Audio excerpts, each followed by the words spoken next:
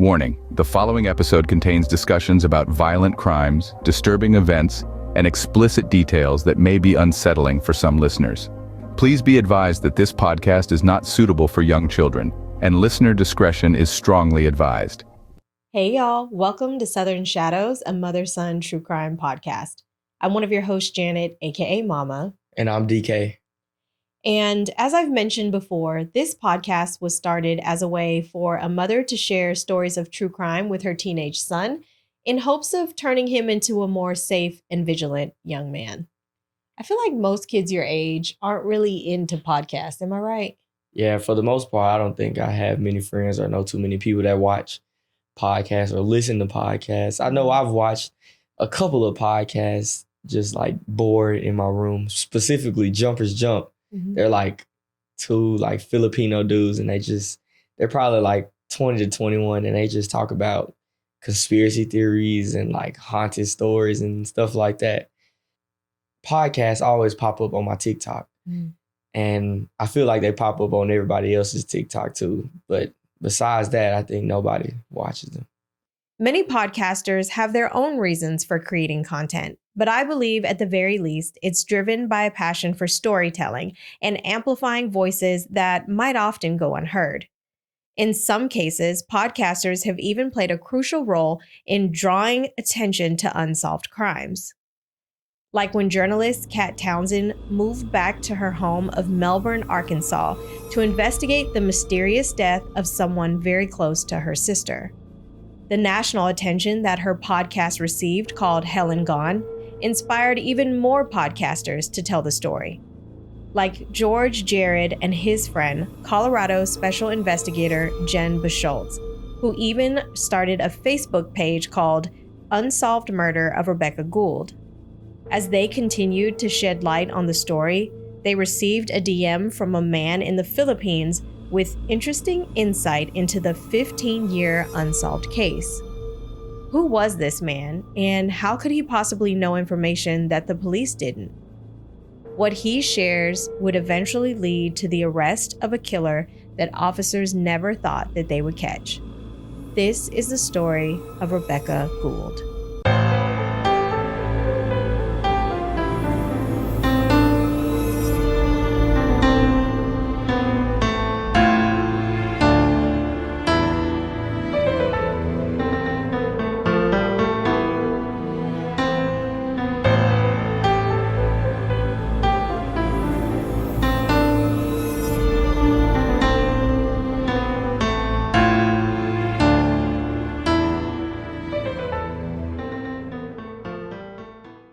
Our story today takes us to the small town of Melbourne, Arkansas.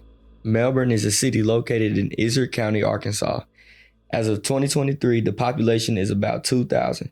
By most standards, it is considered a very small town, but is situated in the larger area known as the Ozarks, which is characterized by rolling hills, forests, and lots of lakes and rivers. The region is a popular destination for outdoor activities such as hiking, fishing, boating, and camping. And this is where our story takes place, with a young girl named Rebekah.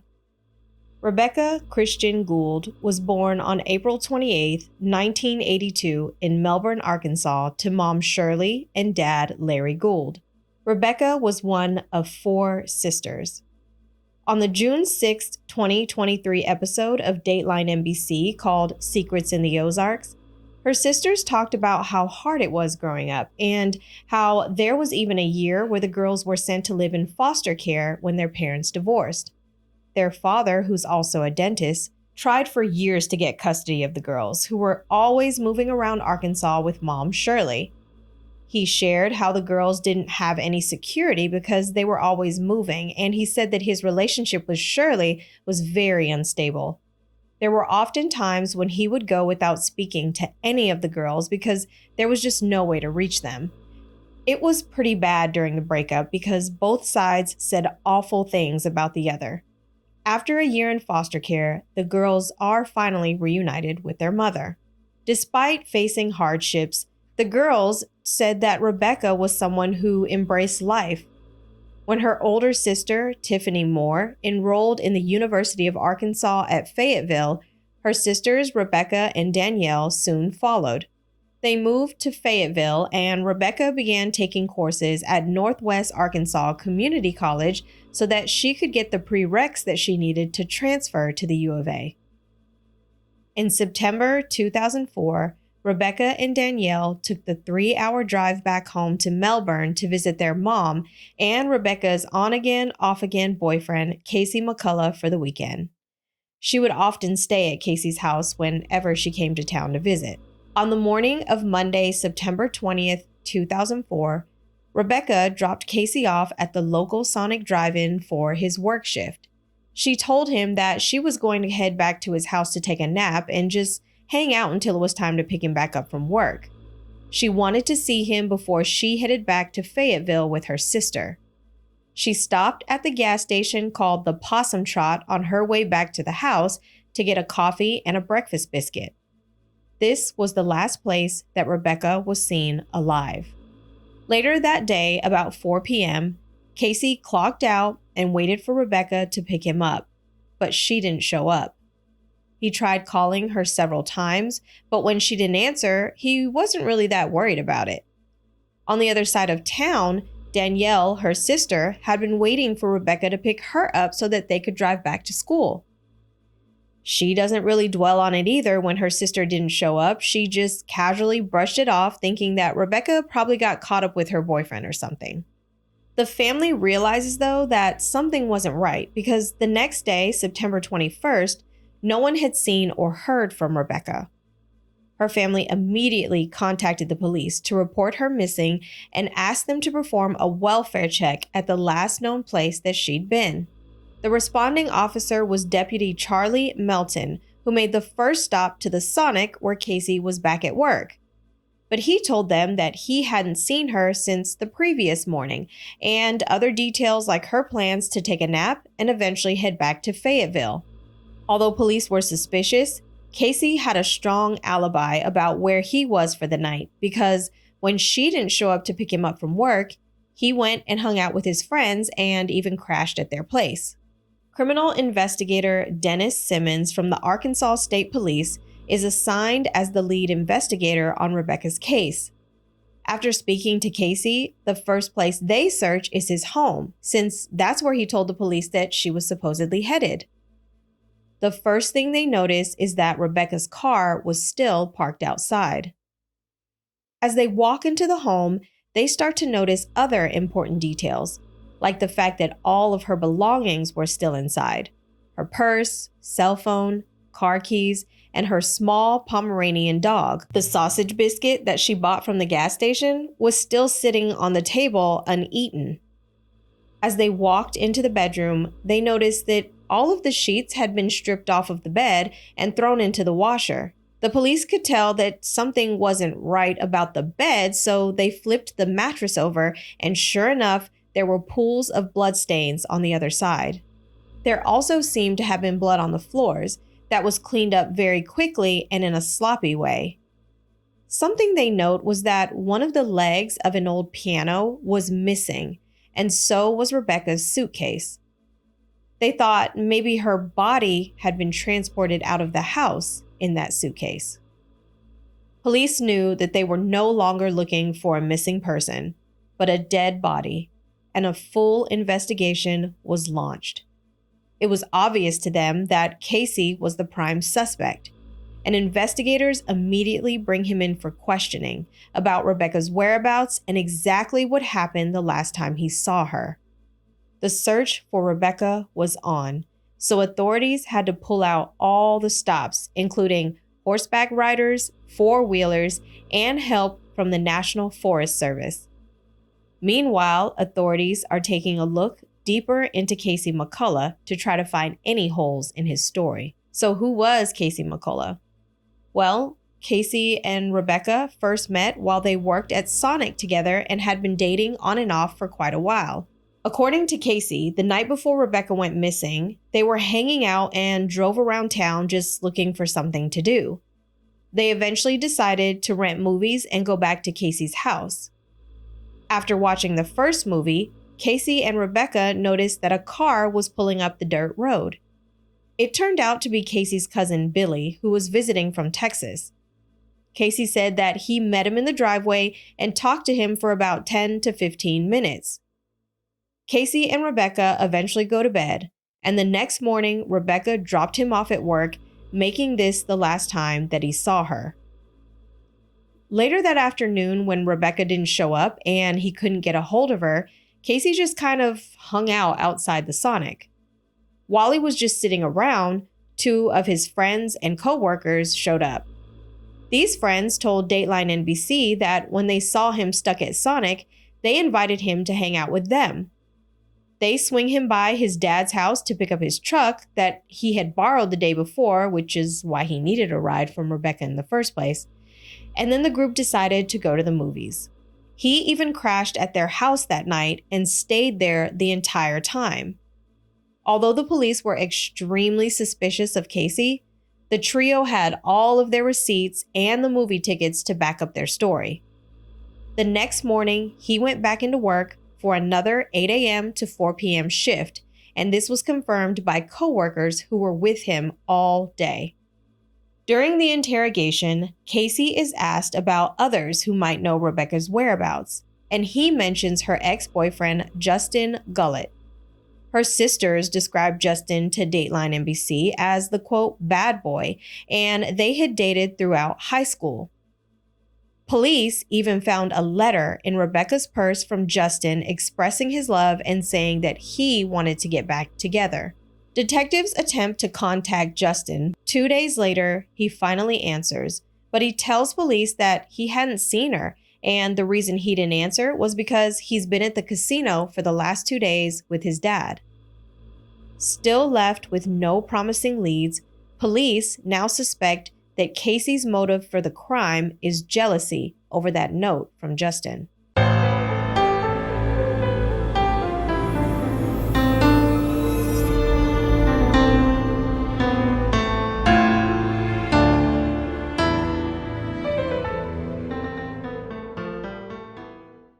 More information starts to come out as the spotlight is shined on Casey as the main suspect. Remember, this is a small town, and once a rumor gets started, it starts to spread like wildfire. The entire town was convinced that Casey had something to do with it, and they couldn't understand why he wasn't in police custody. Within the few weeks before her death, Rebekah's father even says that she had been complaining about Casey, saying that he was possessive, and he failed to accept that she didn't want to be with him. Although this doesn't support Casey's innocence, the cops can't say for sure that he is guilty until they find Rebekah's body. It's even harder to stick with that story considering that she willingly went to his house and stayed with him for the weekend. Police would soon have what they needed because about a week later, on September 27th, Rebekah's body was discovered outside of Melbourne in an area known as the Devil's Knob at the bottom of an embankment off Highway 9. This was a vast wildlife area and was frequently used by people to dump trash. When police discovered her body, she had been propped up against a tree and was wearing only a shirt and her underwear. To me, this looks like Casey did it. Why do you say that? Because based off the movies, girls wear shirts and underwears to go to sleep, so. And that's who she was staying with, so. So based on what she was wearing, you think he did it? Yeah. Okay, well, you'll see. The medical examiner noted that it was likely that she'd been dead for 7 days, and the cause was blunt force trauma to the left side of her head.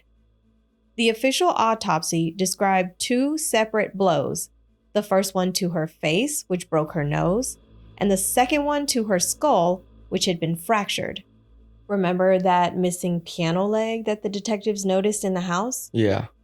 The autopsy concluded that that must have been the weapon that was used. Rebekah had no defensive wounds, which meant that she didn't fight back or she couldn't. She also did not appear to have been SA'd. The examiner also mentioned that her hyoid bone had also been broken, which is a bone located in your neck, and this indicated the possibility of strangulation. In the aftermath of Rebekah's tragic death, the small town became a breeding ground for rumors, and residents speculated about who could be responsible for her murder. The police station was inundated with hundreds of tips and leads from the community. The investigation included looking into other members of Casey's family. His home was on land that his family owned, and all of them lived on it. They questioned his brothers, who all had alibis, and Casey's dad, who was a truck driver, but he'd been out of town the night before. You remember that cousin Billy that stopped by? Mm-hmm. They even tracked him down, but at that point, he was already gone back to Texas with his mom, and his alibi checked out. When they turned to Justin and couldn't find anything suspicious about him, they even looked at Jennifer, his new girlfriend. She had once been Rebekah's co-worker at Sonic, and rumors were being spread that the two had beef, even fighting before. But once again, Jennifer's alibi checked out. Among the rumored suspects was also J.B. Yates, Rebekah's weed supplier. The rumor was that he killed her because she owed him $20. Despite all of the leads, the investigation runs cold, and years go by without any answers into her case. Someone who doesn't give up, of course, is her father, Dr. Larry Gould. He began requesting police files, including reports and autopsy details, through letters to the police department. When officials refused to provide the information, he enlisted the help of a private investigator. Unfortunately, that doesn't get very far either. Determined more than ever, Dr. Gould, with support from local government officials, starts to lobby for a new law called the Rebekah Law. This law would allow families of victims of unsolved crimes to see at least some of the case files after a certain amount of time has passed. A breakthrough finally comes in 2016 when the prosecutor released one crucial piece of evidence, the autopsy report. This is where the family learned that Rebekah was killed by blunt force trauma. But still, there wasn't any closure and the case remained cold. After many years, hope would come in the form of a true crime podcast. In the 2010s, true crime podcasts actually started to really blow up. Enter in Kat Townsend, a New York journalist who was originally from Melbourne. She had a special connection to the case because her sister and Rebekah's sister were best friends. She told host Tamron Hall that she grew up hearing about Rebekah, and as she got older and became a journalist herself, was interested in finding out why it had never been solved. So, in 2018, Kat dove headfirst into unveiling as much information as she could for her podcast called Hell and Gone. With each episode, she starts to shed light on the mysterious circumstances surrounding Rebekah's murder and reignites public interest in the unsolved case. Over the course of her investigation, she interviewed several people, including Rebekah's family.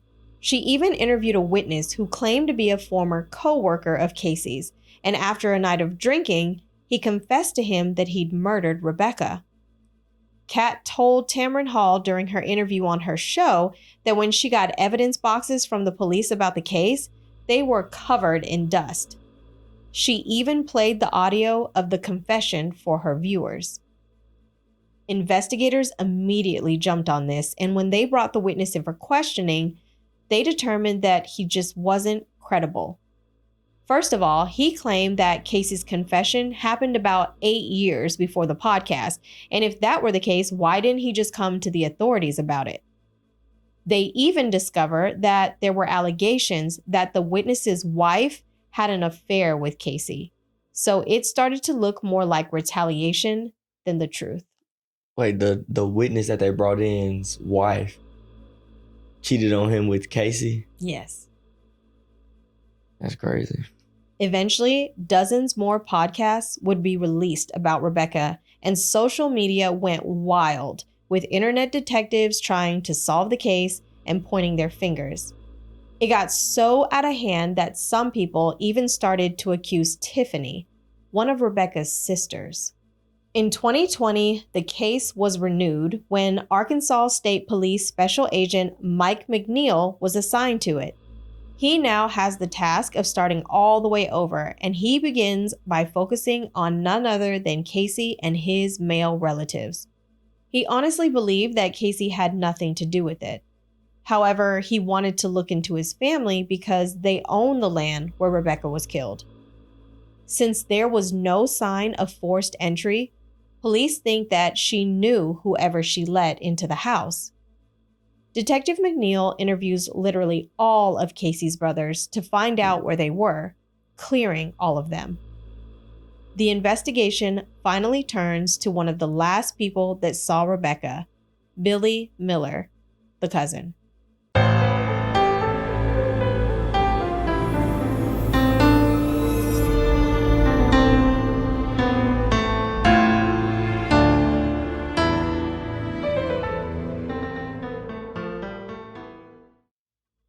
After his initial interview with police back in 2004, no one really followed up with him. By the time Detective McNeil tracked him down, he had divorced and then remarried and moved to the Philippines, where he was raising 2 children.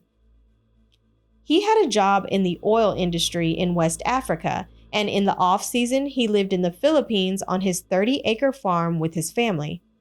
His mom and brother still lived in the U.S., and he would occasionally come back for visits or for health checkups. It was hard to get in touch with him, but Detective McNeil was willing to wait. On that same Dateline episode, Detective McNeil revealed that 2 years prior to Rebekah's murder, Billy was a suspect in an aggravated SA on a minor case. Although no formal charges were ever brought against him, it was enough for McNeil to keep digging into his past. He finds out that Billy was arrested in 2010 for pushing his ex-wife and breaking into her home.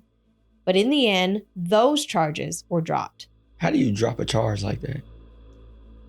Basically, the police just ask you, do you want to press charges? And the ex-wife will just say, no, don't worry about it. Yeah. Interestingly enough, Detective McNeil finds out that Billy is pretty active on sites that are dedicated to Rebekah's crime. Best-selling true crime author and journalist George Jared was one of the many people who launched his own podcast about Rebekah.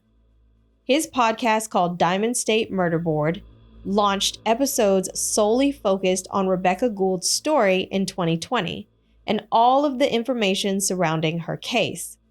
He even started a Facebook page called Unsolved Murder of Rebekah Gould, which he maintained with Colorado Special Investigator and Criminology Professor Jen Bescholtz. During an interview with Fox 16 News Little Rock, Bescholtz said that Billy joined the Facebook group in 2019. At first, no one even knew who he was because, remember, details about the investigation weren't actually officially released to the public. Yeah. However, he caught the attention of the creators of the group right away because it was weird to have someone from the Philippines interested in the case. George said Billy, quote, was a pretty avid communicator and gave details that only a killer would know. He would do things like DM Jen with a 2004 newspaper clipping from the case, or make other comments that were suspicious. Jared, Jen, and other page members started to get skeptical as the information that Billy is contributing builds. When someone on the page links him to Casey McCullough as a first cousin, Jared and Jen alert the Arkansas State Police, and they begin monitoring his site activity. Unfortunately, there isn't much that they can do about it, though, until he comes back to the States. So Detective McNeil put an alert on Billy's passport that would let him know whenever he eventually did come back. In October 2020, he finally got a hit when Billy flew home to visit his mom in Oregon. Detective McNeil casually calls Billy's mom, who lied and said that he was still in the Philippines. She eventually called McNeil back and tells him that Billy is scheduled to be in the U.S. on November 7th.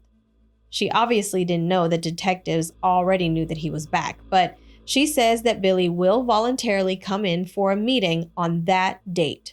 Detective McNeil travels from Arkansas to Oregon to wait for the meeting, and he's surprised when Billy actually shows up.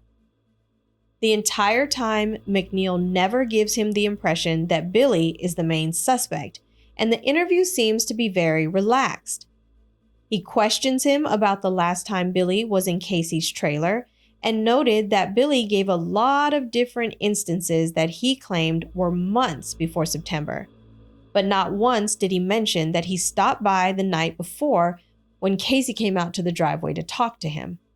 As they continue, Detective McNeil asked Billy if he was willing to give a DNA sample.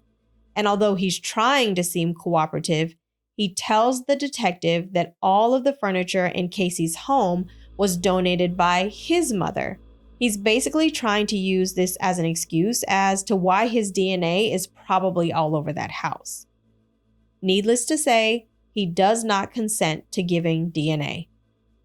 McNeil then decides to change his tactics and lies to Billy, saying they already have the DNA of the criminal. Did you know that police are allowed to lie during an investigation? Not really. I didn't really know.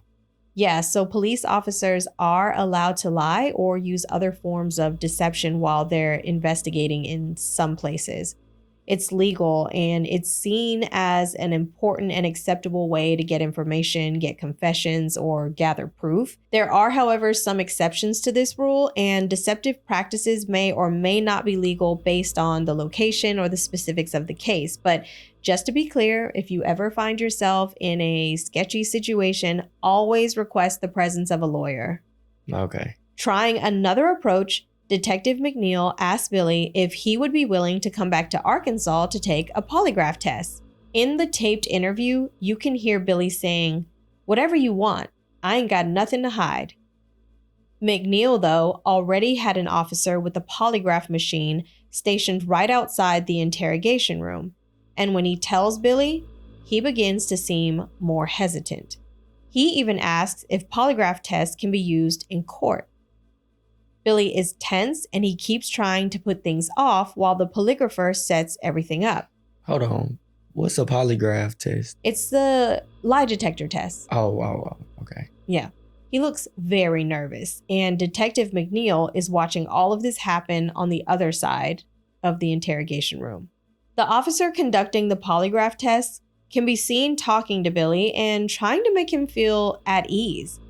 He asks him a few basic questions even before hooking him up to the machine, sort of like a pre-interview. And he says, quote, "I think he," Detective McNeil, "is going to tell me that you're the one responsible for Rebekah's death, right? And so if they were to ask you that on the exam, what would your answer be?" To which Billy responds, "No." Then he says, "Okay, perfect. Are you 110% positive?" To which Billy replies, "Yes." The officer then says, "Perfect. You're not going to have a problem passing the test if you didn't do it."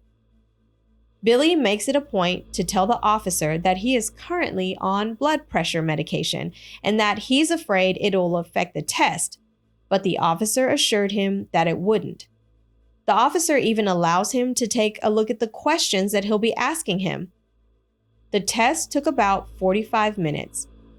And I hope it doesn't come as a surprise to you, but Billy failed.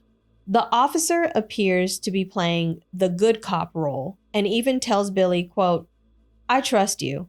I just want you to be honest with me. This doesn't tell me that you're a bad man, but people outside of this room, they want to know, are you sorry for what you did? And Rebekah's mom, she needs an answer." Billy kept on denying any involvement, even when the officer told him that everyone else who was interviewed passed their polygraph test, and Billy was the only one who showed deception. This was another lie, by the way. Detective McNeil soon comes back in, and this time he plays the bad cop. Have you ever heard of this good cop, bad cop tactic? Yeah, I've seen it in movies and a lot of TV shows. I specifically remember seeing it on SpongeBob. I know that's random, but I know they did it one time. Oh, okay. Anyway, McNeil comes in and tells Billy that they already have his DNA just to see how he reacts. He tells Billy that his DNA was found all over the house. McNeil presents pictures of Billy's former truck with traces of Rebekah's blood and DNA. Again, this is a bluff. Despite McNeil's intense questioning, Billy is adamant that he did not kill Rebekah. He maintains that he was with his mother, helping her pack her belongings into a U-Haul to move to Texas. McNeil calls his story BS and continues to press him. Suddenly, Billy interrupts the interview and asks to speak privately to his mother. When he returns, Billy confesses outright, "I did it. I'm sorry for what I've done." At this point, Billy is ready to talk about everything. And this is what he says took place. He says that he had been hunting deer out on the property when he suddenly got the urge to kill a human. He knew that Rebekah was at the trailer because her car was parked outside, so he walked over to knock on the door. Rebekah answered, and he asked to use the phone. According to him, Rebekah went back to her room while he paced back and forth in the living room trying to build up his nerve. Grabbing the already broken piano leg, he walked in on Rebekah sleeping. He remembers hitting her twice and getting very angry and then grabbing a necktie and strangling her. He then went and pulled his truck around to the back of the house and put her body in the bed of the truck while he tried to clean up his mess. He stuffed the bloody bedding into her suitcase, but because all of it didn't fit, that's why the rest of it was found in the washing machine. Where was Casey during all this time? At work. But I thought she went to his house to watch a movie with him. So remember, she had just dropped him off at work and she told him, "I'm going to go back to the house to take a nap before I come pick you up." Mm-hmm. Remember how I told you her suitcase was missing earlier? Yeah. Well, that information was never released to the public. So when Billy said this, Detective McNeil knew that he wasn't lying. He then tells the detectives that he flipped the mattress over to try and hide the blood. Despite confessing, Billy never gives a good reason why he killed Rebekah. But it doesn't end there. Taking a random shot in the dark, Detective McNeil says to Billy that the police know that Rebekah isn't the only person that he's killed. Again, this is a lie, but to their surprise, Billy confirmed that he had in fact killed other people. He told the detectives that he particularly liked to find petite, blonde females, and he would either bludgeon or strangle them to death. He confessed that he was in his 20s when he killed his first victim, and allegedly he asked them for a map so that he could point out all of the areas where he dumped his victims' bodies. Miller would eventually confess to 6 murders, but the FBI later confirmed that they had information on possibly 5. Billy was arrested and charged with first-degree murder in the death of Rebekah Gould. He told detectives where they could find the missing suitcase, and when they went to the spot, they got it. Billy waived his right to a trial, and in 2022, he pled guilty to the 2004 murder of Rebekah. As for the other murders, Billy claims that they were random victims and he never knew their names. Unfortunately, because of this, police couldn't confirm who these women were, and so he couldn't be charged for their deaths. During his sentencing, Dr. Larry Gould, Rebekah's father, gave a witness impact statement. The judge made Billy face him, and Dr. Gould said, 18 years ago, my life changed forever. You took her from her own future. You took away a chance for a girl to dream. A hell you created, a hell you must face. Billy received 40 years in prison and is eligible for parole in 2048. He'll be 72 years old. And that's the story of how Rebekah Gould's unsolved case of more than 18 years was finally closed, all because her killer couldn't help himself. You got any final thoughts? I just find it crazy that people can just have the urge to take someone else's life and enjoy it enough to do it more than once. And I just think that it's unfortunate that those women had to lose their life because of someone's wicked thoughts, you know? I saw something on TikTok once. I wish I would have followed up on it, but it was these two podcasters, and one of them said that statistically, in terms of serial killers that we know about, the United States ranks number 1 in the whole world for having the most serial killers. And based on those statistics, he said that the average person comes in contact with 7 serial killers in their life. So whether you're on the bus or any sort of public transportation, or you're at Target, or you're at the mall, or you're at a sporting event, you could very well be in contact with a serial killer. And that's scary. Yeah. Yeah, that's crazy to think about.